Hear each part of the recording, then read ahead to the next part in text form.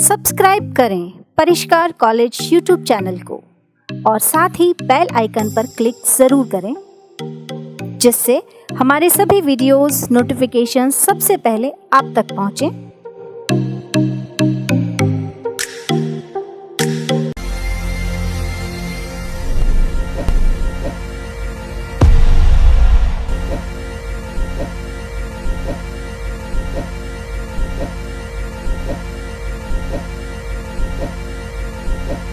नमस्कार साथियों, मैं डॉक्टर सुनीता शर्मा परिष्कार कॉलेज में आपका स्वागत करती हूँ।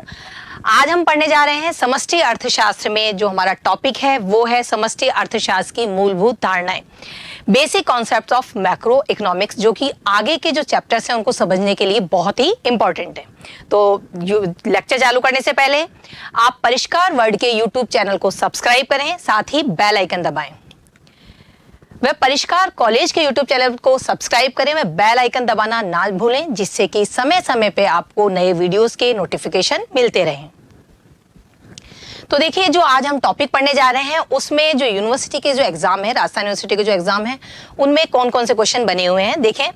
सबसे पहले हम बात करें अति लघुरात्मक जो प्रश्न है, उसमें जो क्वेश्चन आया है परतंत्र चर तथा स्वतंत्र चर, मतलब डिपेंडेंट और इंडिपेंडेंट वेरिएबल क्या है, ये आया था 2018 में। ये क्वेश्चन आया है और इसमें आपको 20 शब्द से अधिक नहीं लिखना है, ठीक है। और स्टॉक व प्रवाह, ठीक है, ये 2017 व 19 में आया हुआ प्रश्न है। और लघुत्तरात्मक प्रश्न में यही सेम चीज क्वेश्चन आया हुआ है, स्टॉक तथा प्रवाह चरों को स्पष्ट कीजिए, ये आया है 2016 में। इसका मतलब ये जो क्वेश्चन है स्टॉक और प्रवाह, ये बहुत ही इंपॉर्टेंट है, ये लगभग हर साल क्वेश्चन आता है। और इस टॉपिक से अगर हम बात करें प्रतियोगी परीक्षाओं की, तो देखो भाई, ये क्वेश्चन एक बार आया हुआ है आरपीएससी ग्रेड फर्स्ट में 2015 में कि राष्ट्रीय आय है क्या है, इनमें से प्रवाह, अनुपात चर, स्टॉक चर या उपरोक्त सभी। साथ ही एक क्वेश्चन है कि निम्नलिखित में से किस अर्थशास्त्री को आंशिक साम्य विश्लेषण के संस्थापक के रूप में जाना जाता है। ये यूपीएसएससी 2005 में आया हुआ प्रश्न है और इनके हम सॉल्यूशन लास्ट में देखेंगे। जो यूनिवर्सिटी के पहले ऑब्जेक्टिव क्वेश्चंस आते थे, तो 2014 में ये प्रश्न आया हुआ है, देखें कि निम्न में से कौन सी समष्टि अर्थशास्त्र की मूलभूत अवधारणा है। आंशिक व सामान्य संतुलन, स्थिति की तुलनात्मक या स्थिति की व प्राविगिकी, ठीक है, ये दो अलग अलग हैं, स्थिति की, तुलनात्मक स्थिति की व प्राविगिकी। बहिर्जात व अंतर्जात चल राशि या उपयुक्त सभी, ठीक है, इनके सॉल्यूशन हम लास्ट में देखेंगे। आगे हम हमारे टॉपिक को चालू करते हैं। देखो, सबसे पहले हम बात कर रहे हैं चर, वेरिएबल। ये वेरिएबल क्या होता है? तो देखो, जब हम बात करते हैं वेरिएबल की, तो मैक्रो, माइक्रो, सब इन जो हम पढ़ रहे हैं अर्थशास्त्र, इनमें जितने भी हम जो शब्द प्रयोग में ले रहे हैं, कहीं ना कहीं वो या तो चर हैं या कांस्टेंट है, ठीक है, अचर है या पैरामीटर से। तो कई ये टर्मिनोलॉजी है क्या, चर होता क्या है, ठीक है। तो ये चर को जानने से पहले हम ये इस इमेज से समझें। यहाँ ये गोल्ड है, ठीक है, और यहाँ गोल्ड की रेट है, ये जैसे अगस्त 30 की रेट है, अगस्त 29 की, 28 की, 27 की, बिल्कुल रिसेंट जो हमारी गोल्ड की रेट चल रही है 22 कैरेट की और 24 कैरेट की। देखो, ये हमें क्या दिख रही है, हमेशा ये अलग अलग दिख रही है, सेम नहीं है। देखो कि यहाँ 460 है, 450 है, 400 है, मतलब आपके वेरिएबल क्या है, ये वो राशि है जिनके मूल्य क्या हो रहे हैं, जिनके मान क्या हो रहे हैं, लगातार बदल रहे हैं। तो ये सोने की कीमत जो लगातार बदल रही है, ये क्या है, एक वेरिएबल है, ठीक है। इसी तरीके से मैं ये बात करूं, आपका वेट है, आप रोज तुलाओगे तो कहीं ना कहीं कुछ ग्राम्स में ही आपका डिफरेंस आ जाएगा वेट में, आपके भार में, ठीक है। तो ये क्या हो गया, ये वेरिएबल हो गया। तो वेरिएबल क्या होता है, जिनके मान क्या हो रहे हैं, लगातार बदल रहे हैं, स्थिर नहीं है, वो बदल रहा है, ठीक है। तो आगे हम इसको और एग्जांपल से समझते हैं। देखो, हमने कहा ये रेट, ये शर्ट है और शर्ट की कीमत का ये फ्लक्चुएशन चल रहा है, कभी ये हो रही है 42.3 और कभी 16.17, कभी 27.12, तो ये फ्लक्चुएशंस है, ठीक है। तो अगर हम वेरिएबल की बात करें तो वेरिएबल क्या होते हैं भाई, देखो, कोई भी ऐसी मात्रा या माप जो किसी विशेष समय अवधि में परिवर्तित होती है उसे चर कहा जाता है, ठीक है।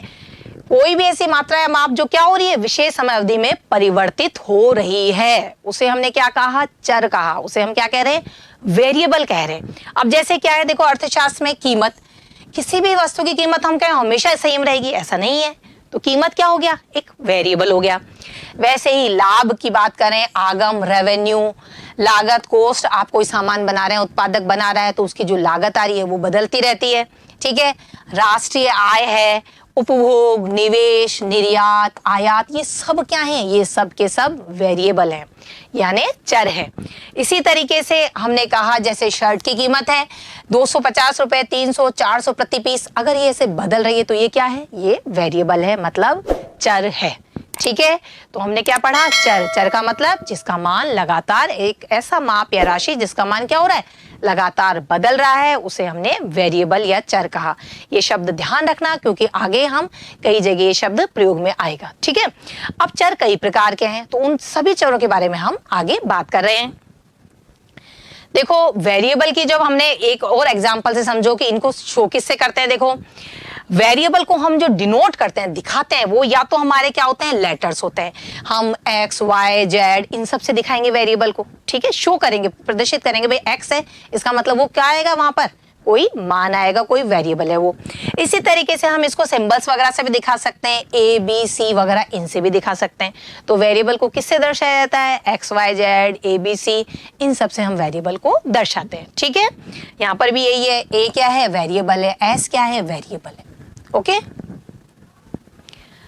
अब हम यहाँ हमने कहा कई तरीके के वेरिएबल्स होते हैं, अब हम एक एक का हम डिटेल में स्टडी कर रहे हैं। तो देखो भाई सबसे पहले हमने बात की आश्रित व स्वतंत्र चर।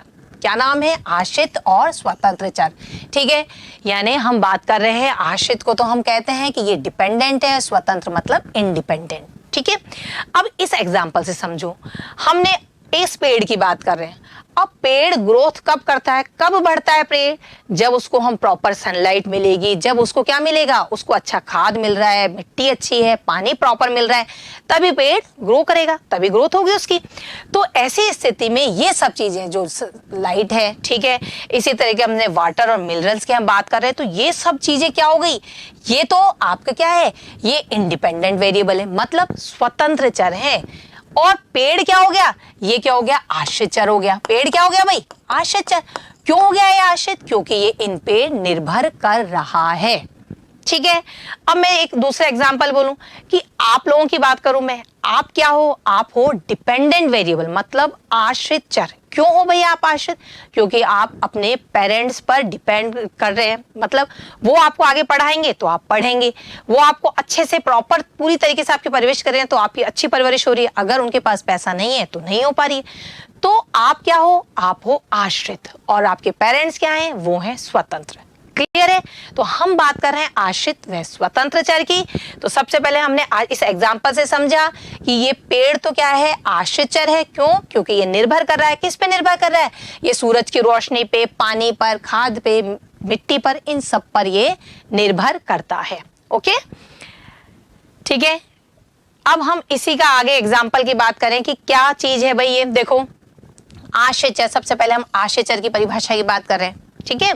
डिपेंडेंट वेरिएबल क्या होता है, ये जिसका मूल्य दूसरे चरों पर निर्भर करता है, जिसका मूल्य दूसरे चरों पर निर्भर कर रहा है, उसे हमने क्या बोला, आश्रित चर, ठीक है। अब इसको भी मैं पिक्चर को भी समझाऊंगी। देखो इमेज को, जैसे हमने ये कहा, ध्यान से समझना, D is the function of P, है ना।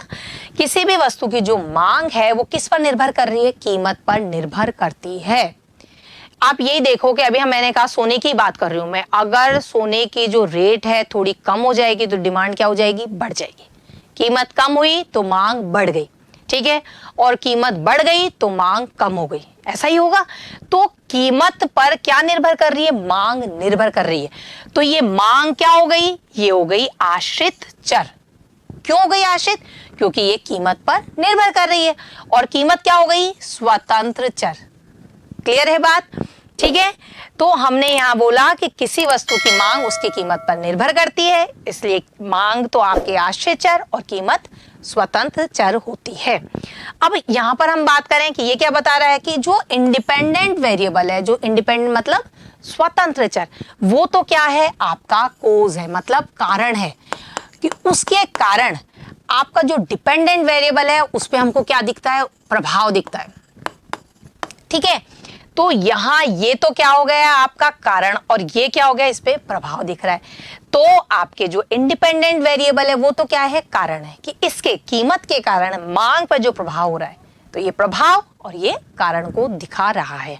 ठीक है, आगे हम बात करें अब स्वतंत्र चर की। अभी हमने समझा स्वतंत्र चर को, अब एक बार परिभाषा के रूप में देखें स्वतंत्र चर क्या है। देखो भाई, स्वतंत्र चर जिसका मूल्य दूसरे चरों पर निर्भर नहीं करता है। अभी हमने यही कहा था कि कीमत क्या है, स्वतंत्र चर है, आपके पेरेंट्स क्या है, स्वतंत्र चर हैं। ठीक है, तो वे चर कोई भी मूल्य ग्रहण कर सकते हैं। स्वतंत्र चर व आश्रित चरों में सह संबंध पाया जाता है। अभी हमने पढ़ा आश्रित चर और स्वतंत्र चर, अब दोनों में कोई ना कोई रिलेशन है। अगर वो रिलेशन है इसका मतलब क्या है, सह संबंध है। अगर हो सकता है वो पॉजिटिव हो सकता है वो नेगेटिव हो। ठीक है, तो ये दोनों में क्या पाया जा रहा है, को रिलेशन को। ये जो स्टैट्स की टर्मिनोलॉजी है को रिलेशन, जो क्या बता रही है, दो चीजों में संबंध बताती है। ठीक है, यदि मैं कह रही हूं कि जैसे बारिश बहुत अच्छी हो रही है तो आपकी फसल बहुत अच्छी हो रही है ना, तो इन दोनों में कैसा कोरिलेशन हो गया, पॉजिटिव, कि बारिश अच्छी तो फसल अच्छी। और अगर मैं इसी तरीके से कोई और चीज कहूं कि किसी वस्तु की मांग, आपकी कीमत बहुत ज्यादा बढ़ गई तो मांग क्या हो गई, कम हो गई, तो इनमें कैसा रिलेशन हो गया, नेगेटिव रिलेशन, मतलब ऋणात्मक सहसंबंध। ठीक है, तो हम ये बात कर रहे हैं कि जो आश्रित चर है और स्वतंत्र चर, उनमें दोनों में कोई ना कोई संबंध है, और उसको हमने क्या कहा, सहसंबंध है। और इसको हम एक एग्जाम्पल से समझते हैं। अब देखो, अभी जैसे मैंने मांग का नियम बोला कि किसी वस्तु की जो मांग है उसकी कीमत पर निर्भर करती है, तो इन दोनों में कैसा रिलेशन है, नेगेटिव। क्यों है नेगेटिव, का मतलब क्या है, यहाँ पर देखो कीमत बढ़ रही है। ठीक है, अब मैं कहूँ प्याज की कीमत 100 रुपए किलो हो गई, तो ऐसी स्थिति में आप कम प्याज खरीदोगे, तो मांग क्या हो गई, कम हो गई। तो कीमत के बढ़ने पर अगर प्राइस बढ़ रही है तो आपकी डिमांड क्या हो रही है, कम हो रही है। अपोजिट डायरेक्शन में ही दोनों। अगर मैंने कहा प्याज की कीमत 5 रुपए किलो ही हो गई, कीमत कम हुई, तो मांग क्या हो गई आपकी, या डी से दिखाएं अपन, डिमांड क्या हो गई, बढ़ गई। ठीक है, तो ये दोनों क्या है, अपोजिट डायरेक्शन में, तो इसको हम क्या कह रहे हैं, ऋणात्मक सहसंबंध। ठीक है, तो विपरीत दिशा में है, इनका दोनों में परिवर्तन हो रहा है। और दूसरी तरफ मैं क्या बोलूं कि अगर आपकी किसी वस्तु की कीमत आपके बढ़ रही है या कम हो रही है, हमने कहा जैसे कम हो रही है, कीमत कम हो रही है, तो उत्पादक उसकी पूर्ति भी क्या करेगा, कम करेगा।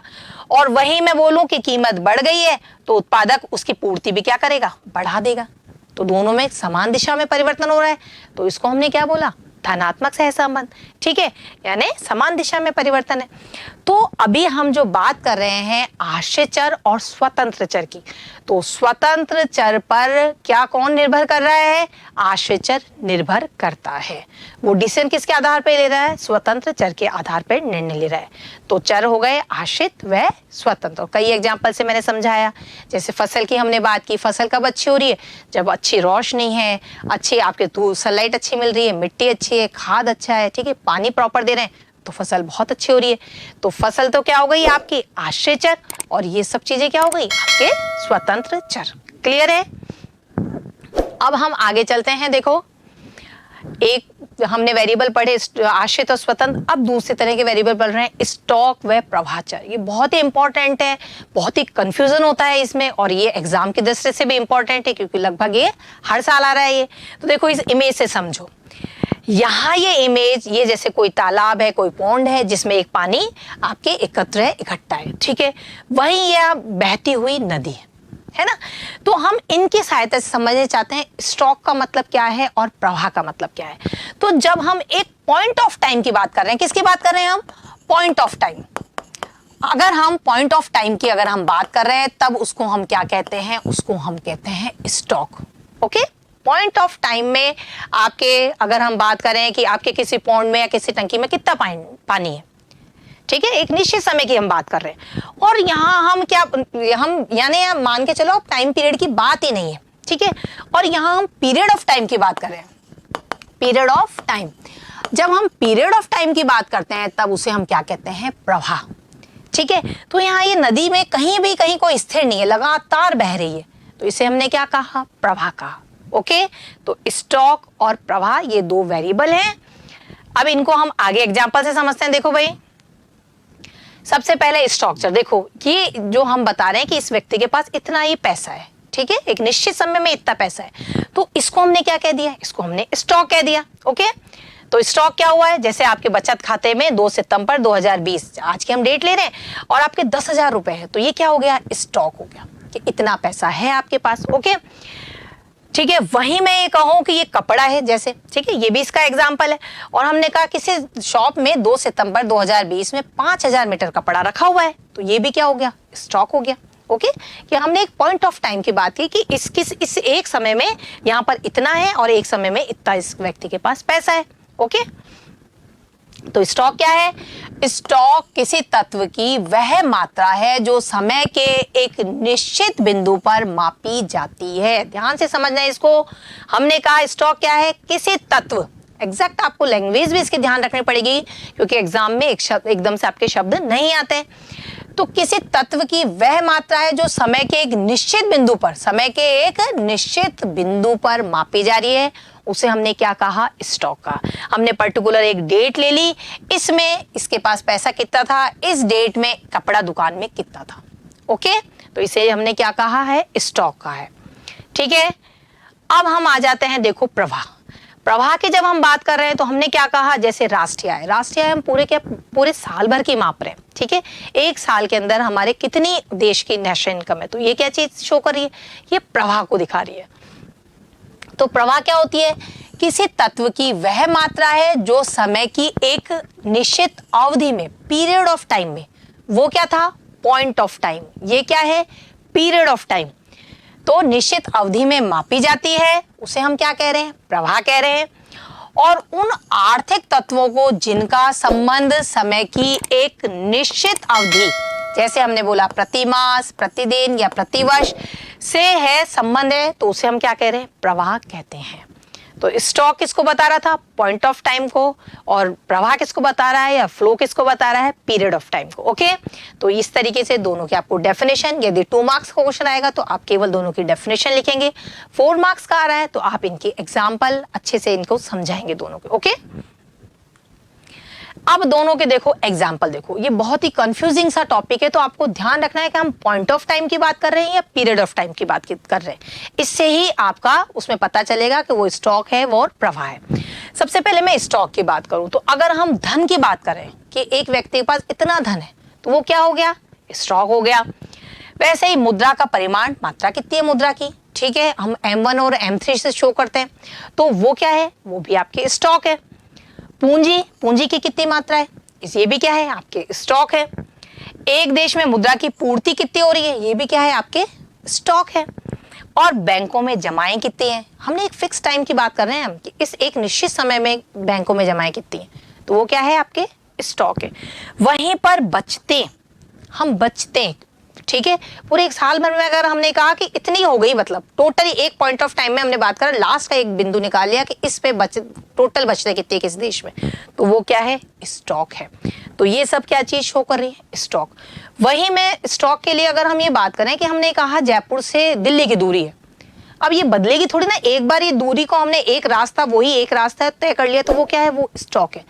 किसी में पानी की टंकी की बात कर रही हूँ कि एक बार हमने एक टाइम पे देखा कि इतने टंकी भरी हुई है, तो वो क्या है, स्टॉक है। और अगर मैंने कह दिया पानी की टंकी रिसाव हो रहा है लगातार, तो रिसाव हो रहा है तो मतलब उसमें चेंज हो रहा है, तो वो उस वक्त क्या हो जाएगी, प्रवाह हो जाएगी। ठीक है, अब प्रवाह के एग्जाम्पल देखो, हम राष्ट्रीय आय की बात कर रहे हैं तो वो क्या है, प्रवाह, क्योंकि वो साल भर के अंदर मापी जा रही है, वो पीरियड ऑफ टाइम में माप रहे हैं अपन। वैसे ही मुद्रा का व्यय, कितना व्यय हो रहा है लगातार, ठीक है, हम व्यय की बात कर रहे हैं, यहाँ पर खर्चे की बात कर रहे हैं, हम एक पॉइंट की बात नहीं कर रहे, हम लगातार जो खर्चा हो रहा है उसकी बात कर रहे हैं, तो ये क्या हो गया, प्रभाव। पूंजी निर्माण, कैपिटल फॉर्मेशन, कितना निवेश कितना हो रहा है, कैपिटल फॉर्मेशन, यानी 2 समय में हम डिफरेंस बात कर रहे हैं कि अभी इतनी पूंजी थी, अब 1 साल के बाद इतनी पूंजी में वृद्धि हो गई, तो दोनों में जो डिफरेंस हुआ वो क्या हो गया, आपका निवेश हो गया, और उसे हम क्या कह रहे हैं, कैपिटल फॉर्मेशन कह रहे हैं, और वो भी क्या होता है, आपके प्रवाह। ठीक है, वैसे ही देश में मुद्रा की पूर्ति में वार्षिक परिवर्तन, यहाँ परिवर्तन की बात कर रहे हैं, तो वो क्या हो गया, प्रवाह हो गया। वैसे ही पूंजी पर ब्याज कितना लग रहा है, कितना ब्याज लगता जा रहा है, तो वो क्या हो गया, प्रवाह हो गया। और केवल अगर हम बोल रहे हैं बचत, ठीक है, सिर्फ हम बचत की बात कर रहे हैं, किसी व्यक्ति की, किसी राष्ट्र की, तो केवल बचत शब्द है तब तो क्या है वो प्रवाह, और बचते हैं तो वो क्या है आपके स्टॉक। तो ये थोड़ा बहुत ही कंफ्यूजिंग सा टॉपिक है जिसमें हमें कई बार कंफ्यूज होता है कि इसको हम किस में लें। तो आपको ध्यान क्या रखना है, पॉइंट ऑफ टाइम और पीरियड ऑफ टाइम। अगर हम एक लंबे समय की बात कर रहे हैं, प्रति मास, प्रति वर्ष, ठीक है, और प्रतिदिन में भी हम सुबह से शाम की बात कर रहे हैं कोई चीज, जैसे स्टॉक मार्केट है, लगातार फ्लक्चुएशंस हो रहा है, उसमें चेंज होता जा रहा है, तो वो क्या हो जाएगा, प्रवाह की बात कर रहे हैं। तो हम अगर एक पॉइंट, सिंपल एक पॉइंट की बात कर रहे हैं तब तो स्टॉक, और पीरियड की बात कर रहे हैं तब वो प्रवाह। और देखें इसमें और समझते हैं हम इसको। अब ये भी क्वेश्चन आता है, दोनों में अंतर बताएं, दोनों में समानता बताएं, संबंध बताएं, तो इसे भी अच्छे से देखें। देखो सबसे पहले हम बात करें, जो स्टॉक है उसका संबंध हमने क्या बोला, समय के एक निश्चित बिंदु से, यही बताया हमने। वहीं इसकी हम बात प्रवाह की क्या कर रहे हैं, एक निश्चित अवधि से। तो दोनों की क्या अंतर हुआ, पहला अंतर, ये बात कर रहा है एक समय के निश्चित बिंदु की, और ये बात कर रहा है एक निश्चित अवधि की। क्लियर, पहला डिफरेंस हुआ, ठीक है, एग्जाम्पल से इसको हमने समझा दिया। दूसरा है, स्टॉक का समय काल नहीं होता। यहाँ हम बल्कि हम कह रहे हैं टाइम को देख ही नहीं रहे, हम टाइम की बात ही नहीं है, और यहाँ पर इसका समय काल होता है, जैसे प्रति घंटा, प्रति मास, प्रति वर्ष, यानी यहाँ बहुत टाइम, बहुत इंपॉर्टेंट रोल है टाइम का, और यहाँ हम बात कर रहे हैं टाइम जैसी कोई चीज है ही नहीं। ठीक है, तो ये दो तो इसके यहाँ भी डिफरेंस हुए। और डिफरेंस देखते हैं, देखो हम, स्टॉक प्रवाह को प्रभावित करता है। अगर कोई स्टॉक है तो वो प्रवाह को प्रभावित कर रहा है। जैसे पूंजी का जो स्टॉक है ना, हमने बात की पूंजी, एक वर्ष में इतनी पूंजी है किसी राष्ट्र की, तो वो जितना अधिक होगा, जितना पूंजी का स्टॉक अधिक होता है, वस्तुओं तथा सेवाओं का प्रवाह भी उतना ही अधिक होता है।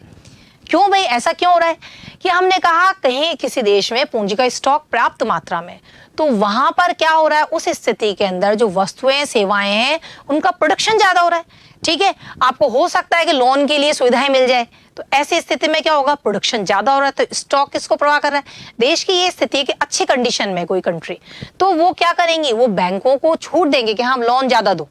तो ऐसी स्थिति में क्या होगा, लोन वगैरह ज्यादा प्रोवाइड कराए जाएंगे, तो वस्तु और सेवाओं का क्या होगा, उत्पादन बढ़ेगा, और वो प्रवाह बढ़ रहा है। तो स्टॉक ने प्रवाह को प्रभावित किया। वैसे हम कहें कि प्रवाह भी स्टॉक को प्रभावित करता है, और वो कैसे कर रहा है, देखो भाई, हमने कहा कि देश में प्रति माह मुद्रा की पूर्ति में वृद्धि हो रही है, प्रति माह मुद्रा की पूर्ति में वृद्धि हो रही है। तो ऐसी स्थिति में जो मुद्रा की पूर्ति का स्टॉक है वो बढ़ रहा है। हम अगर मुद्रा की पूर्ति को बढ़ा रहे हैं प्रति माह, तो जो स्टॉक था मुद्रा की पूर्ति का वो क्या हो रहा है, बढ़ रहा है। तो प्रवाह ने भी स्टॉक को प्रभावित किया। ठीक है, तो स्टॉक प्रवाह को प्रभावित करता है और प्रवाह स्टॉक को प्रभावित करता है। ठीक है, ये संबंध हो गया एक दोनों में। आगे हम और बात करें दोनों की।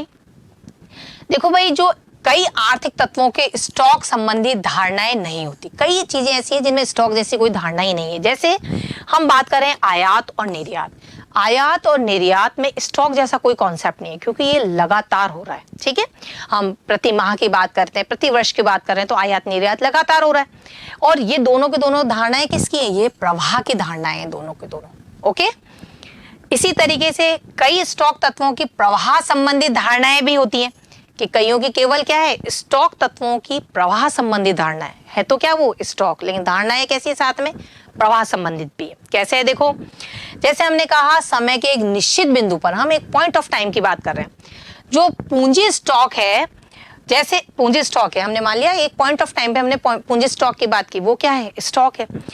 परंतु पूंजी के स्टॉक में प्रतिवर्ष होने वाली वृद्धि अर्थात पूंजी का निर्माण प्रवाह है। तो ये देखो, ये लाइन क्या बता रही है, ये बता रही है, हमने बात की पूंजी के स्टॉक की। ठीक है, हम वो जो भी है हमारी जैसे कैपिटल है उसकी हम बात कर रहे हैं ना, हमने बात की कैपिटल की प्रतिवर्ष। ठीक है, अब हमने कहा साल के शुरू के और साल के अंत में पूंजी स्टॉक के दोनों में कंपैरिजन किया, तो जो डिफरेंस है, जो डिफरेंस आ रहा है आपके, वो क्या हो गया, वो आपके निवेश हो गया।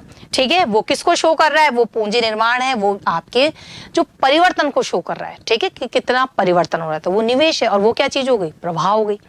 तो स्टॉक से हमने क्या निकाल लिया, हमने प्रवाह निकाल लिया। ओके, तो हम यहाँ स्टॉक और प्रवाह की बात कर रहे हैं। ठीक है, अब साथ में कुछ इसमें कई चीजें ऐसी होती है, ना तो वो स्टॉक है ना ही प्रवाह है, तो भाई वो क्या है, वो अनुपात है। वो स्टॉक का अनुपात हो सकती है, वो स्टॉक प्रवाह का अनुपात हो सकती है, वो दो प्रवाह का अनुपात हो सकती है। तो ठीक है, तो वो अनुपात होते हैं। देखो जैसे एग्जांपल क्या है, सबसे पहले हम बात कर रहे हैं प्रवाह के अनुपात की। ठीक है, कि दो चीजें हैं, दोनों प्रवाह है, तो उनका रेशियो है वो। जैसे कि हमने बताया कि निवेश की दर, अब ये निवेश की जो दर है वो क्या है, निवेश और आय का अनुपात है। अब यहाँ पर निवेश भी प्रवाह और आय भी प्रवाह, दोनों प्रवाह है। तो ऐसे स्थिति में निवेश की दर क्या हो गई, इसे हम क्या बोलेंगे, निवेश की दर को हम बोलेंगे ये प्रवाह का अनुपात है। ओके, इसी तरीके से हमने कहा औसत बचत प्रवृत्ति। औसत बचत प्रवृत्ति क्या है, एस अपॉन वाई। ठीक है, एस यहाँ बचत है और वाई यहाँ आय है। तो औसत बचत प्रवृत्ति ये भी आपके प्रवाह, ये भी प्रवाह, तो ये भी क्या हो गया, प्रवाह का अनुपात। तो निवेश की दर, बचत की दर किसको दिखा रही है, प्रवाह के अनुपात को दिखाती हैं। ठीक है, और जो कीमत होती है वो भी स्टॉक प्रवाह नहीं है, वो भी क्या है, केवल एक अनुपात है। ओके, इसके बाद हम इसी में और बात करें कि स्टॉक व प्रवाह का अनुपात भी होते हैं कुछ चीजें। जैसे हमने कहा मुद्रा का आय प्रचलन वेग, है ना, आगे हम पढ़ेंगे ये मुद्रा का आय प्रचलन वेग। तो जो ये क्या चीज है भाई, ये आपके जीडीपी और मुद्रा के जो स्टॉक है इसका अनुपात है। जो जीडीपी है ये तो आपके हो गई प्रवाह, ठीक है, और ये आपके हो गया स्टॉक, है ना। तो ये क्या हो गया, आपके प्रवाह और स्टॉक का अनुपात। क्या चीज, मुद्रा का आय प्रचलन वेग। ओके, तो ये स्टॉक व प्रवाह और स्टॉक का अनुपात है। क्लियर है। इसी तरीके से दो स्टॉक चर का भी अनुपात होता है ना। अब हम कहें जैसे तरलता का माप, लिक्विडिटी कितनी है, तो जो लिक्विडिटी तरलता की हम बात करें, तरलता का मतलब है पैसा, मार्केट में पैसा, टोटल पैसा है कितना, लिक्विडिटी कितनी है, तो वो क्या होता है, जो कुल तरल संपत्ति, ठीक है, और कुल संपत्ति, यहाँ तरल एक्स्ट्रा है, तो कुल तरल संपत्ति लिक्विडिटी और जो टोटल संपत्ति है उसका जो रेशियो है उसे क्या कह रहे हैं, दो स्टॉक चर का अनुपात। क्योंकि यहाँ पर ये दोनों क्या हैं, दोनों ही स्टॉक हैं। ठीक है, तो इसे हम कह रहे हैं दो स्टॉक चर का अनुपात। ये आपने प्रवाह और स्टॉक का अनुपात पढ़ा, तो कई हमने क्या पढ़ा है, यहाँ पर स्टॉक क्या है, प्रवाह क्या है, दोनों में अंतर क्या है, दोनों में संबंध क्या है और इनके अनुपात कितने हो सकते हैं। क्लियर, इनके एग्जाम्पल, और मैं बार फिर कह रही हूँ कि ये बहुत ही इंपॉर्टेंट टॉपिक है एग्जाम की दृष्टि से। ओके, अब जो अभी हमने पढ़ा इससे रिलेटेड हम कुछ क्वेश्चंस कर रहे हैं। देखो भाई, सबसे पहले वास्तविक शुद्ध निवेश है। हमने जब निवेश की बात की थी, इन्वेस्टमेंट की बात की थी, तो वास्तविक शुद्ध निवेश के जो दो टाइम पीरियड में निकल के एक निवेश आ रहा है आपके, तो वो क्या चीज है। ठीक है, पूंजी निर्माण की जो हमने बात की थी उससे, तो स्टॉक चर है, प्रवाह चर है, स्टॉक अनुपात चर है या प्रवाह अनुपात चर है। अभी जस्ट थोड़ी देर पहले मैंने बताया था, तो क्या था भाई, ये आपके प्रवाह चर। ठीक है, हमने कैपिटल फॉर्मेशन की बात की थी, वही क्या है, वास्तविक शुद्ध निवेश, और ये होता है आपके प्रवाह चर। इसके बाद बात करें हम बचत की औसत प्रवृत्ति। बचत की औसत प्रवृत्ति अभी बताया था मैंने, क्या थी भाई ये बचत की औसत प्रवृत्ति, S upon Y, S upon Y. तो ये एस अपॉन वाई क्या है, आपके स्टॉक अनुपात चर, प्रवाह अनुपात चर, स्टॉक चर या प्रवाह चर। तो देखो ये तो बिल्कुल नहीं है, क्योंकि स्टॉक हमने एस अपॉन वाई की बात कर रहे हैं, और ये भी बिल्कुल नहीं है। ठीक है, तो बचा क्या, आपके स्टॉक अनुपात चर है या प्रवाह अनुपात चर है। अब मैं बचत की बात कर रही हूँ, केवल बचत, हमने बचते तो बोला था स्टॉक है, और बचत को हमने क्या कहा था, बचत है आपके प्रवाह, ये भी प्रवाह है। ठीक है, और आपके ये भी प्रवाह है, तो दोनों आपके प्रवाह है। तो ऐसी स्थिति में क्या हो गया, ये आपके प्रवाह अनुपात चर। ओके, तो इसका आंसर क्या हो गया, प्रवाह अनुपात चर। क्लियर है, तो दोनों क्वेश्चन आपको समझ में आ गए होंगे। आगे हम बात करें, निम्नलिखित में से कौन सी प्रवाह चर नहीं है, यानी इसका मतलब क्या है, आपके यहाँ पर तीन तो आपके प्रवाह चर है और एक स्टॉक चर है या अनुपात है। अच्छे से देखें इसे, हम बात कर रहे हैं बचत। ठीक है, इसके बाद में बात की हमने पूंजी की, विनियोग की और निर्यात की। ध्यान से समझें इसको, निम्नलिखित में से कौन सी प्रवाह चर नहीं है, प्रवाह चर नहीं है, पूंजी नहीं है, विनियोग नहीं है या निर्यात नहीं है। देखो ये तो क्लियर है, विनियोग क्या होता है आपके, इन्वेस्टमेंट, ये प्रवाह है। निर्यात क्या है, ये भी आपके प्रवाह है। ठीक है, अब कंफ्यूजन हुआ बचत और पूंजी में। तो अगर हम बात करें तो यहाँ पर देखो ये भी स्टॉक है, प्रवाह चर नहीं है, तो यहाँ पर ये इसको आप, हाँ भाई प्रवाह, बचत क्या थी, प्रवाह, और बचते क्या है, स्टॉक। तो यहाँ हम बचत की बात करें तो ये भी प्रवाह आपके, ये प्रवाह है, ये भी प्रवाह है, ये भी प्रवाह है। बचा क्या आपके, केवल पूंजी। तो पूंजी क्या होती है आपके, पूंजी है आपके स्टॉक। अभी आपने जस्ट मैं बताया था, एक बार अपन देख लेते हैं इसको, जो आपका कंफ्यूजन दूर हो जाए थोड़ा सा फटाफट से।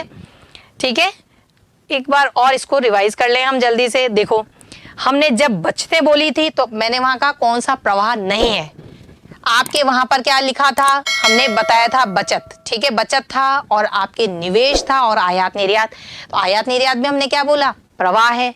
आपके बचत क्या है, प्रवाह है आपके। अब तीसरी चीज कौन सी आई थी वहां पर, देखें हम वापस से उस क्वेश्चन को। ठीक है, बचत, विनियोग, निर्यात, ये तीनों क्या हो गए, प्रवाह। तो कौन सा नहीं है प्रवाह, पूंजी। पूंजी क्या होता है आपके, स्टॉक। क्लियर है। अब देखो नेक्स्ट क्वेश्चन में, समय के किसी जो बिंदु पर कौन सी चल राशि होती है। हम कोई समय के किसी बिंदु पर, मतलब हम बात कर रहे हैं point of time. Point of time में कौन सी चल राशि होती है, प्रवाह चल राशि होगी, आश्रित चल राशि होगी, स्टॉक चल राशि होगी, या बेरोजगारों की संख्या होगी। देखो भाई अच्छे से देखो, समय के किसी बिंदु पर अगर हम बात कर रहे हैं तो उसे हम क्या कहते हैं भाई, स्टॉक चल राशि, यही होती है। ठीक है, आश्रित की हम आगे हम पढ़ेंगे, ये पढ़ ही चुके हम, डिपेंडेंट वेरिएबल है ये, और बेरोजगारों की संख्या, इसके यहाँ पर ये स्टॉक को और प्रवाह की कोई बात ही नहीं हो रही है, तो इसका आंसर क्या हो गया, स्टॉक। जब हम पॉइंट ऑफ टाइम की बात कर रहे हैं तो उसे हम क्या कह रहे हैं, स्टॉक। ठीक है, एक और क्वेश्चन देखें, निम्न में से कौन सा स्टॉक नहीं है, कौन सा नहीं है, मुद्रा की कुल पूर्ति, ठीक है, पूंजी की मात्रा, राष्ट्रीय आय, या बेरोजगारों की संख्या। एक पॉइंट ऑफ टाइम पे हम बेरोजगारों की संख्या की बात कर रहे हैं। देखो ध्यान से, कौन सा नहीं है, मतलब इसका क्या हो गया कि आपके 3 तो स्टॉक हैं और एक प्रवाह है। तो 3 स्टॉक कौन कौन से हैं, मुद्रा की कुल पूर्ति, स्टॉक को बता रहा है भाई, पूंजी की मात्रा, स्टॉक को बता रहा है, बेरोजगारों की संख्या, स्टॉक को बता रहा है। तो 3 तो क्या हो गए आपके, स्टॉक। तो ऐसे ये तीनों तो इसके जवाब हो नहीं सकते हैं। तो बचा क्या आपके, राष्ट्रीय आय। तो ये क्या है आपके, प्रवाह। तो स्टॉक नहीं है, ये क्या है, प्रवाह है। ओके, तो इसका जवाब हो गया राष्ट्रीय आय। इसके बाद हम बात करें मुद्रा की पूर्ति। क्या है भाई मुद्रा की पूर्ति, एक स्टॉक चर है, एक प्रवाह चर है। स्टॉक व प्रवाह चर दोनों है, या स्टॉक व प्रवाह चर दोनों नहीं है। तो जब हम मुद्रा की पूर्ति की बात कर रहे हैं, यहाँ भी हमने बात की, तो क्या है, ये स्टॉक चर है। ओके, स्टॉक चर है। तो आपने काफी क्वेश्चन कर लिए हैं। ठीक है, तो स्टॉक और आपको प्रवाह क्लियर हो गया होगा।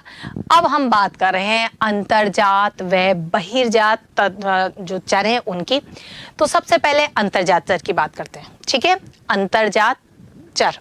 अब ये क्या होता है, देखो अंतर्जात के नाम से हम पता चल रहा है कि कोई जो आर्थिक मॉडल है उसके अंदर कोई चीज आपके निर्धारण हो रहा है, उस मॉडल के अंदर कोई वेरिएबल है और अंदर से ही उसका निर्धारण हो रहा है। ठीक है, उसे हम कह रहे हैं आंतरिक चर।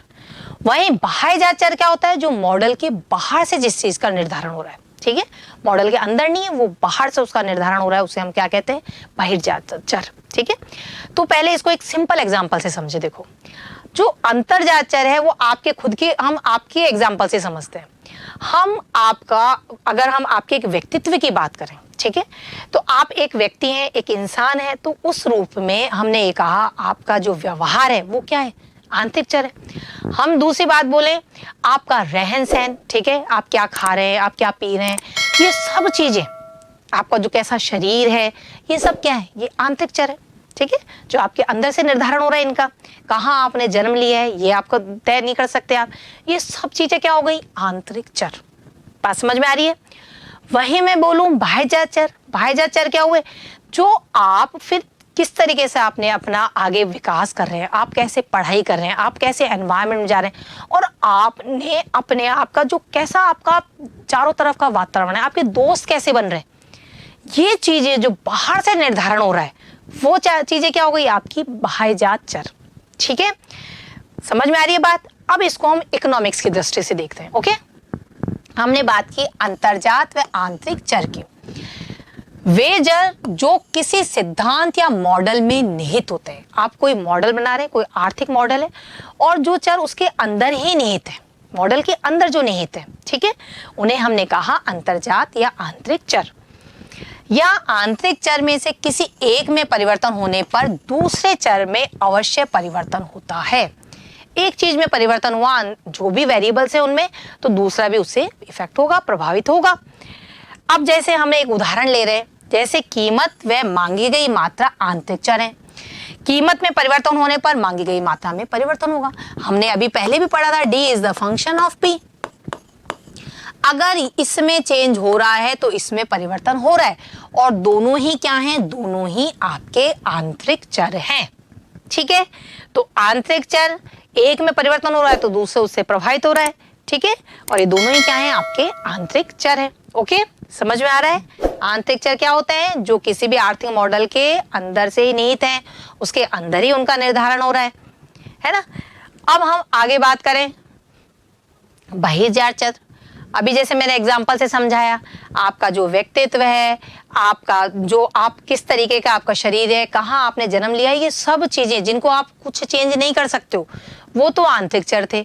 और जो बाहर चीजें, जो सोशल चीजें थी, जो आप कहाँ आपने फिर पढ़ाई करते करते आपने कितना कितना अपना विकास किया, ठीक है, और आपने अपने दोस्त सर्किल कैसा बनाया, आप कहाँ स्टैंड कर रहे हैं बाद में, तो ये आपका पूरा बाहर का जो वातावरण है वो क्या थे? बाह्य जात चर। वैसे ही इकोनॉमिक्स में बाह्य जात चर क्या होते हैं? बाहरी चर वे चर हैं जो सिद्धांत या मॉडल में निहित नहीं होते, जो अंदर नहीं है, और वो कहाँ है? बाहर है।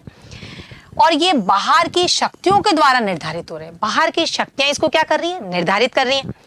जैसे हमने कहा, एक एग्जाम्पल देखो कि सरकार द्वारा किसी वस्तु पर टैक्स लगाने पर, सरकार का ने टैक्स लगा दिया, ठीक है, आप कहीं कोई बिजनेस कर रहे थे, आप किसी चीज का उत्पादन कर रहे थे, अब उस स्थिति में सरकार के द्वारा उसके टैक्स में वृद्धि कर दी गई उस वस्तु पे। अब टैक्स की वृद्धि की तो आप उससे प्रभावित हो रहे हैं, लेकिन टैक्स क्या है? एक बाह्य जात चर है, ठीक है, बाहर का तत्व है, लेकिन आपको इसने प्रभावित किया, ठीक है। तो ऐसी स्थिति में टैक्स आपके क्या हो गया? एक बाहरी चर हो गया। ओके, और इसने इस वस्तु की कीमत को प्रभावित किया। अब जैसे ही टैक्स बढ़ा तो कहीं ना कहीं आपको वस्तु की कीमत बढ़ानी पड़ेगी, वरना आपको लॉस हो रहा है, और वस्तु की कीमत बढ़ गई तो उसकी मांगी गई मात्रा कम हो गई। ठीक है, तो एक बाहर के तत्व ने आपके बिजनेस को प्रभावित किया, तो टैक्स क्या हो गया? एक बाह्यजात चर हो गया। ओके, क्लियर है? इसी तरीके से हम और इसको एग्जांपल से समझते हैं। ठीक है, हम बाहरी चरों में होने वाले परिवर्तन आंतरिक चरों को प्रभावित करते हैं। अभी मैंने बताया, टैक्स बढ़ा, टैक्स की दर के बढ़ने से आपके बिजनेस पे इफेक्ट हुआ, प्रभावित हुआ वो, ठीक है। परंतु आंतरिक चरों में होने वाले परिवर्तन के द्वारा बाहरी चरों को प्रभावित करना आवश्यक नहीं है, हो सकता है करे। अगर किसी आंतरिक तत्व में परिवर्तन हो रहा है तो वो बाहरी तत्व को हो सकता है प्रभावित करे और हो सकता है प्रभावित ना करे। जैसे हम कह रहे हैं, एक एग्जांपल से समझो, गेहूं की कीमत का निर्धारण है ना, गेहूं की जो कीमत है कैसे तय होगी। इस स्थिति में जो ये गेहूं की कीमत है, ये निर्धारण हो रहा है कि गेहूं की सप्लाई कितनी हुई है, ठीक है, तो सप्लाई पे वो डिपेंड कर रही है, तो वो क्या हो गया? आंतरिक चर। कीमत क्या हो गई? इसके मॉडल में आंतरिक चर हो गई। लेकिन यदि मैं बात करूं कि उपभोक्ता के उपभोग व्यय संबंधी कोई सिद्धांत बनाना है कि एक कंज्यूमर कितना गेहूं पर अपना उपभोग व्यय कर रहा है, इससे रिलेटेड हमें कोई थ्योरी बनानी है, तो उस थ्योरी के अंदर जो ये गेहूं की कीमत थी वो अब आपके आंतरिक चर नहीं है, वो क्या हो गया? आपका बाहरी तत्व हो गया, यानी बहिर्जात तत्व हो गया। समझ में आ रही है बात?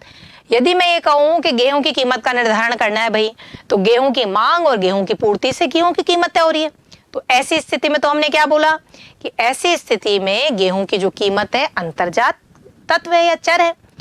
लेकिन यदि मैं कह रही हूं कि आप बनाने जा रहे हैं कोई सिद्धांत, वो क्या है? उपभोक्ता के उपभोग व्यय से संबंधित सिद्धांत, कि एक उपभोक्ता गेहूं पर कितना खर्च कर रहा है अपनी आय का, तो ऐसी स्थिति में जो गेहूं की कीमत थी वो उस सिद्धांत में क्या हो गई? बाह्यजात तत्व हो गई।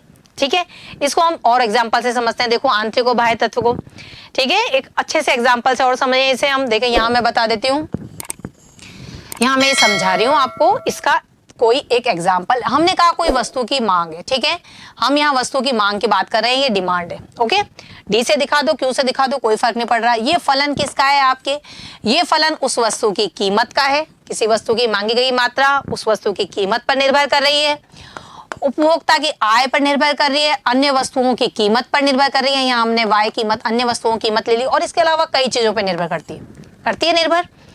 तो ऐसी स्थिति के अंदर अगर हम यहाँ पर केवल मांग के नियम की बात करेंगे तो ये दोनों चीजें तो आपस में रिलेटेड हैं, ठीक है, कि किसी वस्तु की कीमत बढ़ गई तो मांगी गई मात्रा कम हो गई, और कीमत कम हो गई तो मांगी गई मात्रा बढ़ गई। तो ये दोनों तो क्या हो गए, आंतरिक चर, ठीक है। लेकिन मांग और चीजों से भी प्रभावित हो रही है कि उपभोक्ता की आय कितनी है, अन्य उससे संबंधित वस्तुओं की कीमत कितनी है। तो ये यहाँ पर दोनों चीजें जिनको हमने स्थिर रखा था, ये क्या हो गए आपके बाहिर्जात चर। क्लियर है?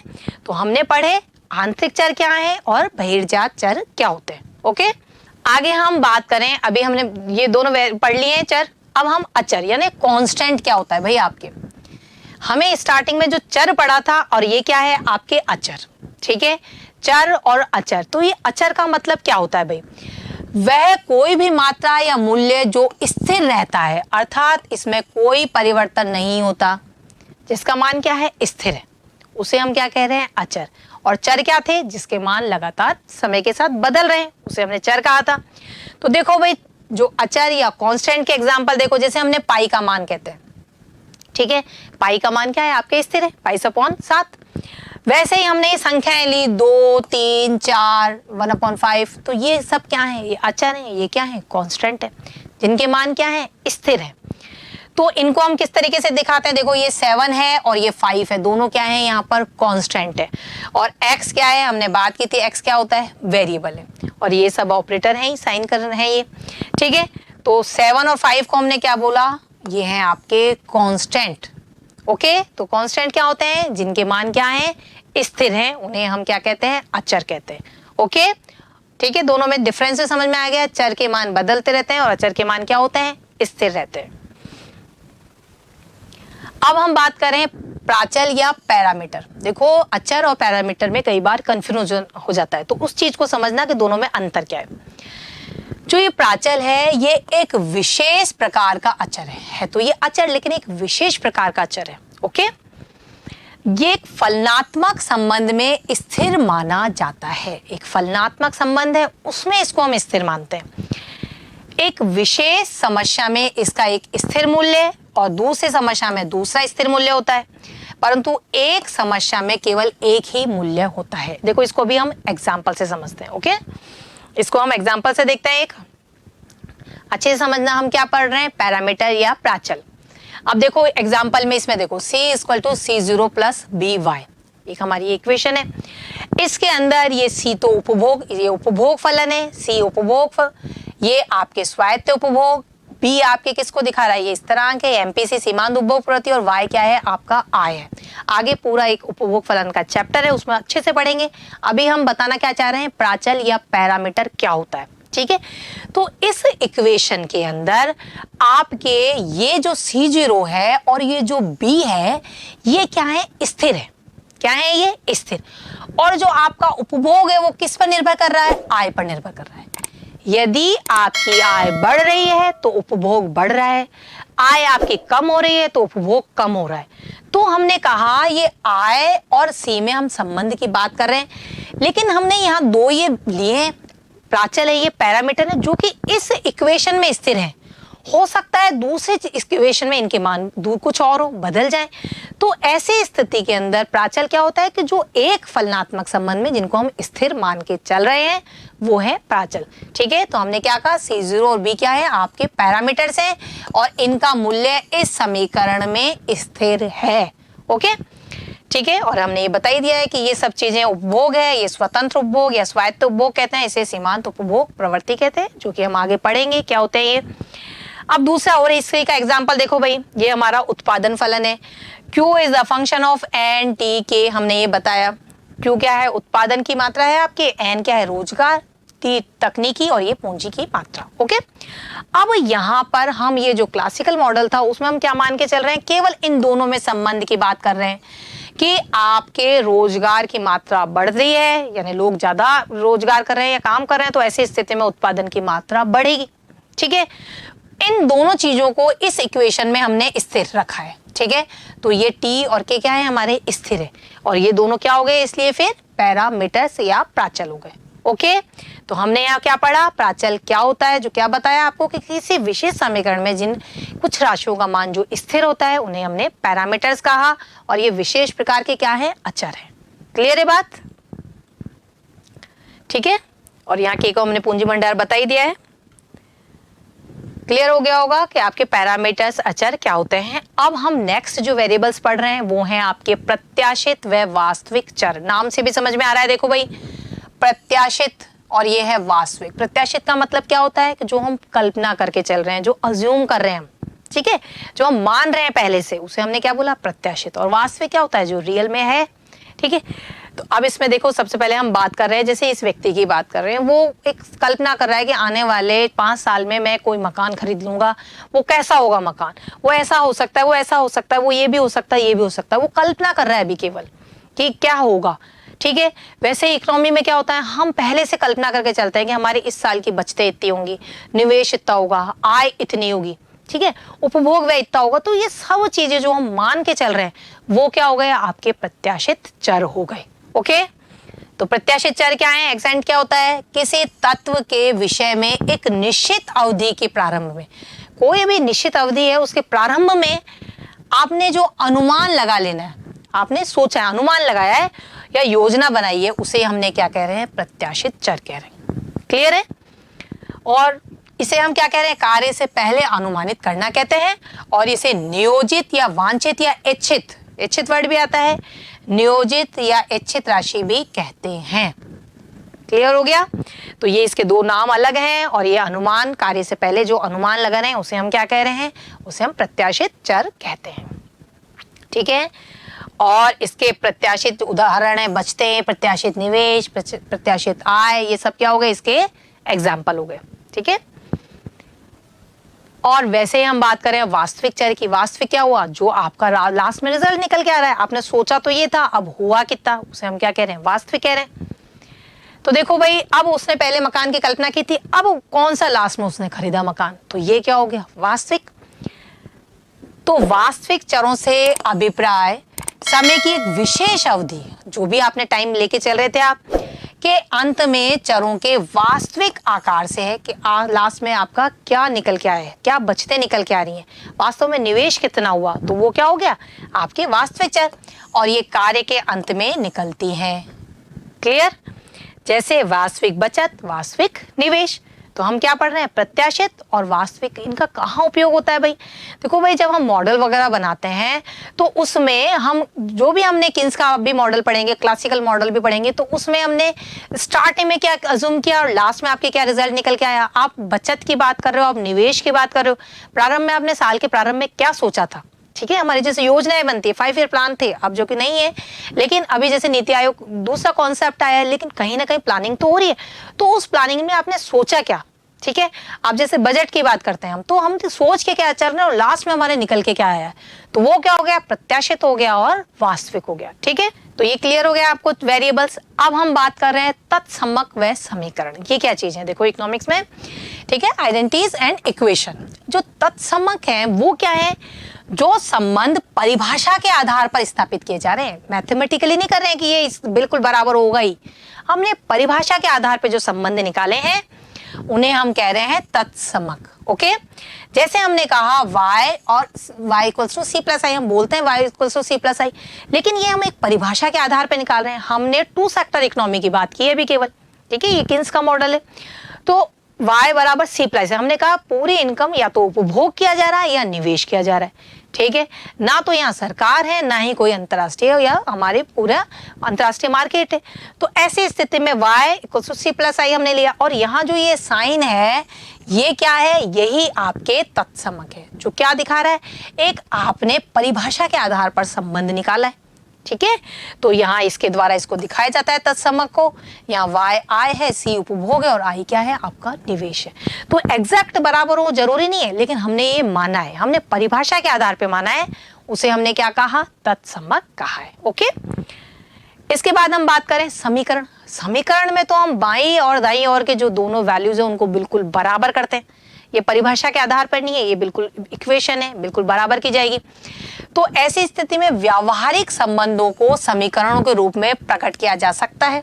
ठीक है, व्यावहारिक समीकरणों को, और इसे हम किसके द्वारा दिखाते हैं, इक्वल साइन के द्वारा दर्शाते हैं। ठीक है, जैसे अभी मैंने उपभोग फलन पढ़ा।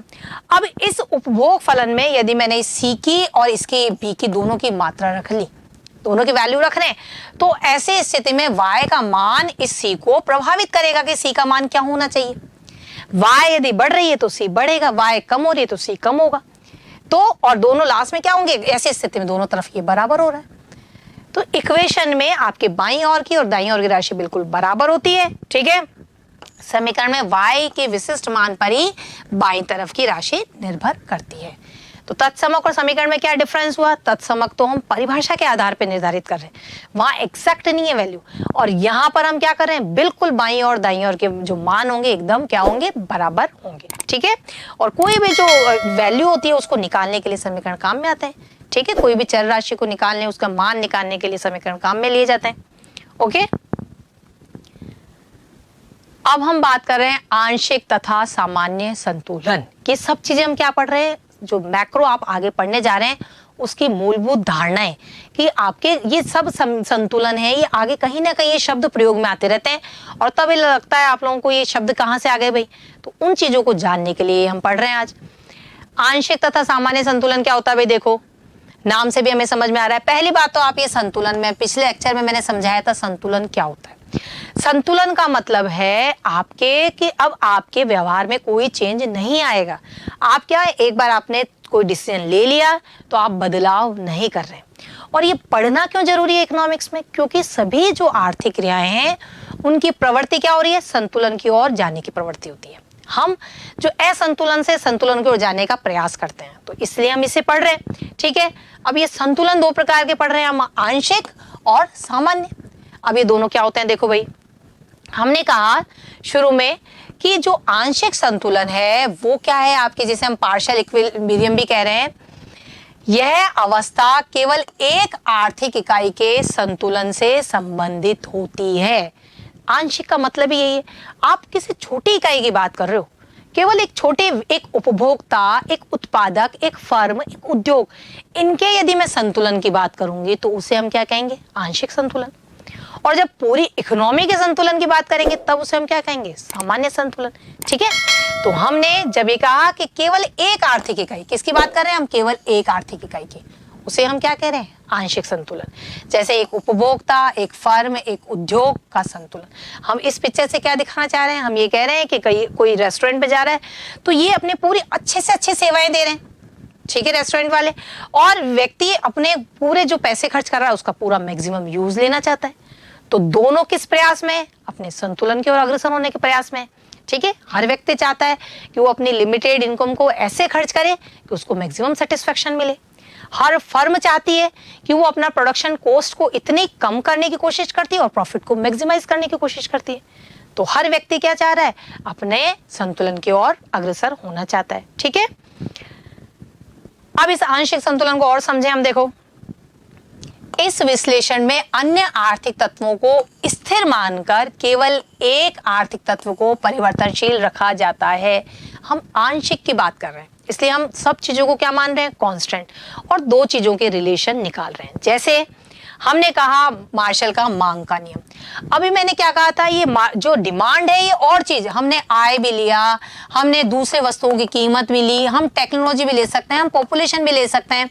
ठीक है, तो ऐसी स्थिति में ये कई चीजों से मांग प्रभावित होती है, लेकिन हम क्या देखना चाहते हैं, हम केवल इन दोनों के रिलेशन की बात कर रहे हैं। हमने इन सभी चीजों को क्या मान लिया, हमने इनको सबको स्थिर मान लिया है, हर चीज को स्थिर मान लिया, और केवल हम कीमत का प्रभाव मांग की मात्रा पे देखना चाहते हैं।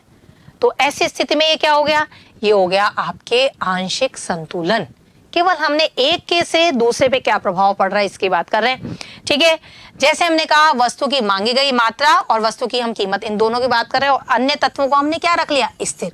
तो ये अन्य तत्व जो स्थिर रखे जा रहे हैं, इसी के कारण ये क्या है, आपके आंशिक संतुलन है। बात समझ में आ रही है।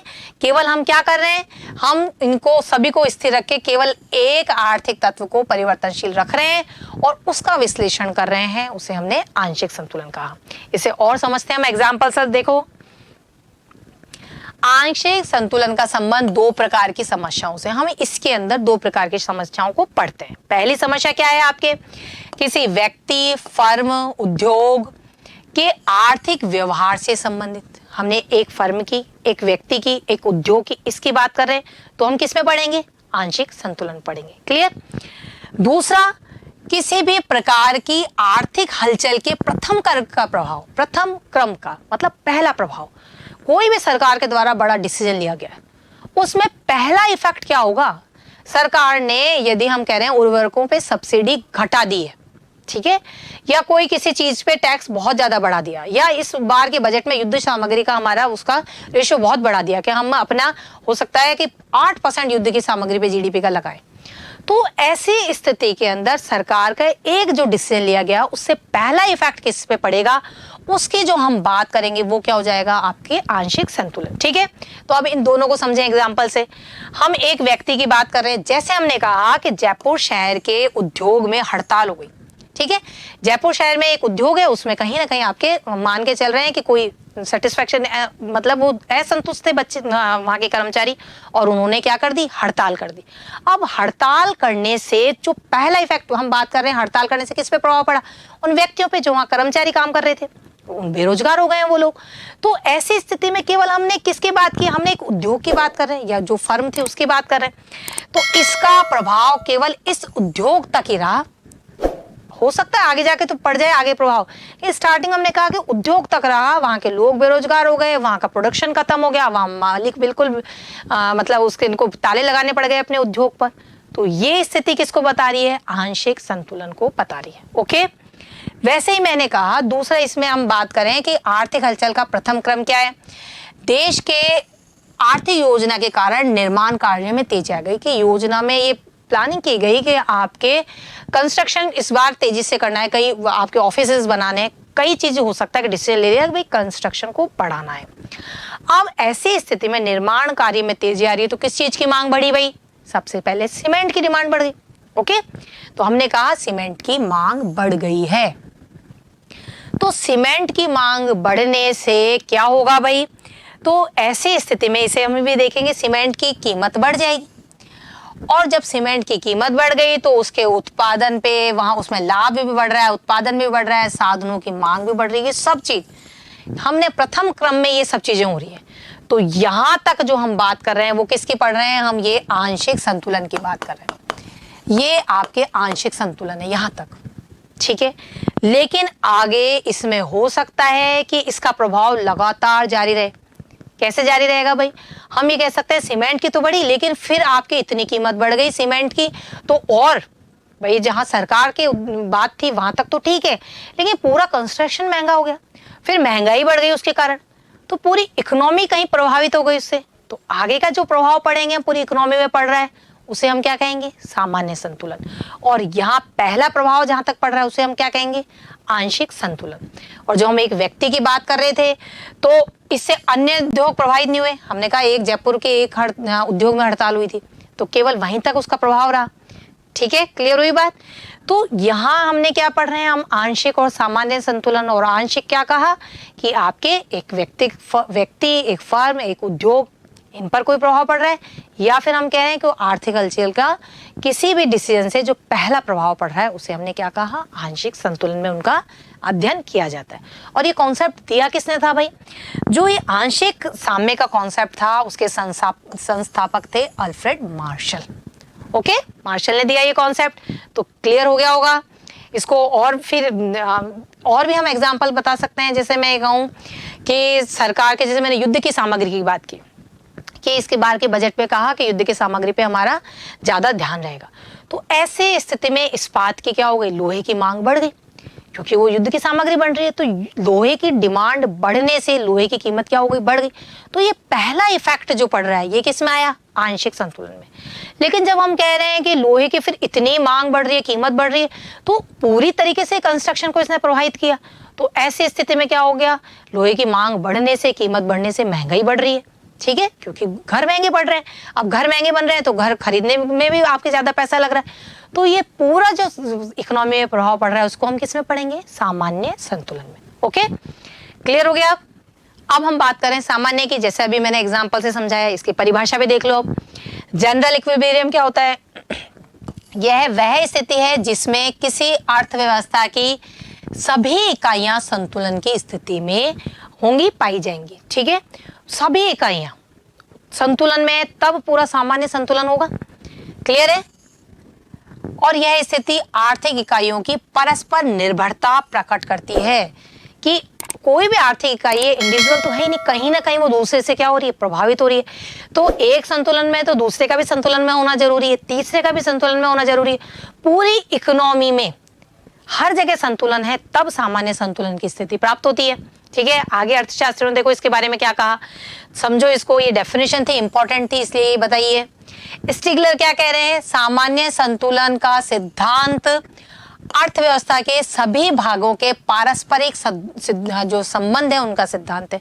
क्यों भाई, सारी अर्थव्यवस्था के अंदर जितने भी सिद्धांत दिए जा रहे हैं उनका आपस में जो संबंध होगा तभी आपके सामान्य संतुलन आएगा। इसलिए सब में क्या है, आपस में कहीं ना कहीं रिलेशन है।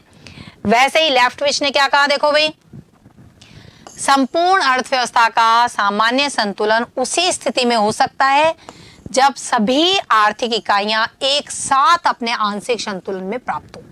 सब में आंशिक संतुलन है, सभी उद्योगों में आंशिक संतुलन, ठीक है, हर तरीके के उद्योग हैं। तो हर जगह जब आंशिक संतुलन है तब मिलके क्या बन रहा है, आपके सामान्य संतुलन। ये लेफ्टविच ने कहा है, ठीक है। जैसे एक एग्जांपल से समझो कि पूरी इकोनॉमी में जितनी वस्तुओं सेवाओं की डिमांड है उतनी की उतनी पूर्ति है, डिमांड इक्वल्स टू सप्लाई। और कौन सी, एग्रीगेट डिमांड, यहां हम बात कर रहे हैं एग्रीगेट डिमांड और एग्रीगेट सप्लाई की, ठीक है। तब इसको हम क्या कह रहे हैं, सामान्य संतुलन। ओके, वैसे ही हमने कहा खरीदने वालों का निर्णय और बेचने वालों के निर्णय पूरी तरीके से मेल खा रहे हैं। जितना जो खरीदना चाहता है वो उसको अवेलेबल हो रहा है, पूरी इकोनॉमी में सब बिल्कुल पूरी तरीके से सारे हर जगह संतुलन है, तब उसको हम क्या कह रहे हैं, सामान्य संतुलन। ओके, तो हमने पढ़ा आंशिक संतुलन क्या है और सामान्य संतुलन क्या है। ओके, अब देखो भाई, इससे रिलेटेड हम क्वेश्चंस कर लेते हैं थोड़े से जो भी हमने पढ़ा। सबसे पहले, एक फलनात्मक संबंध में प्राचल यानी पैरामीटर ऐसी मात्राएं हैं जो हैं।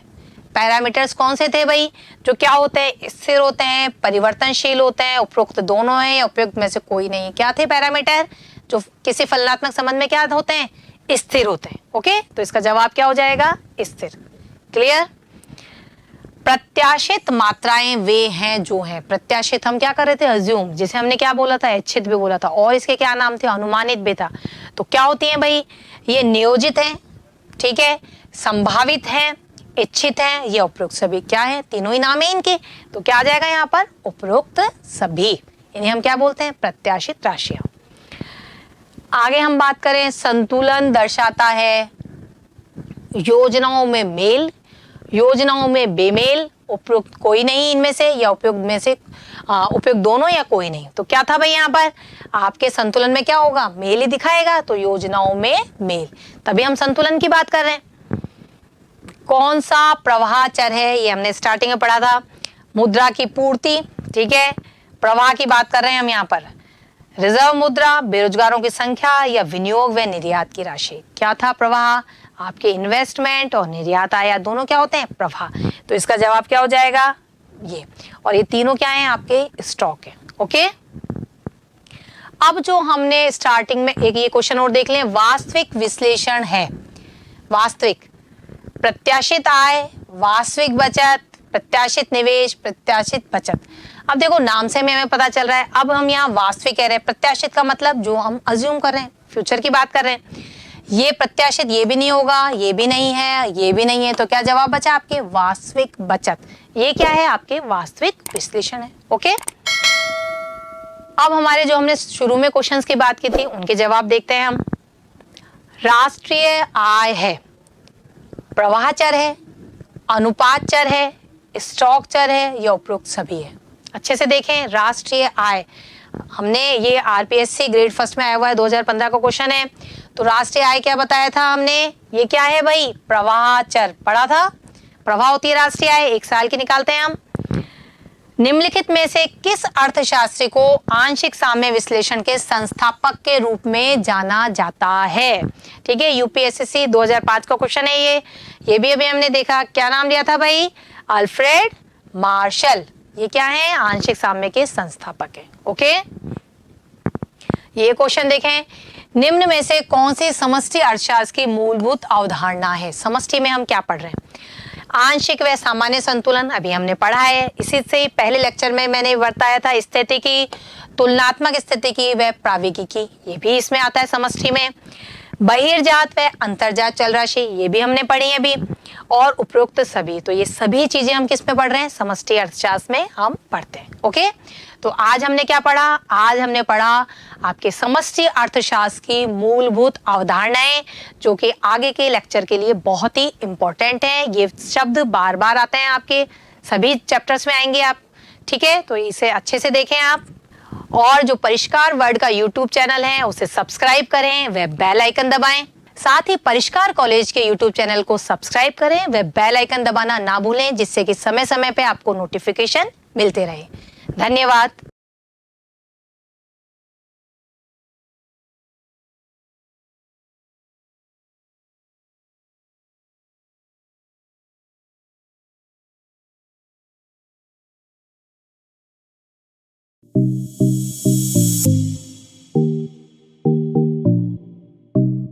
सब्सक्राइब करें परिष्कार कॉलेज यूट्यूब चैनल को और साथ ही बेल आइकन पर क्लिक जरूर करें, जिससे हमारे सभी वीडियोस नोटिफिकेशन सबसे पहले आप तक पहुंचे।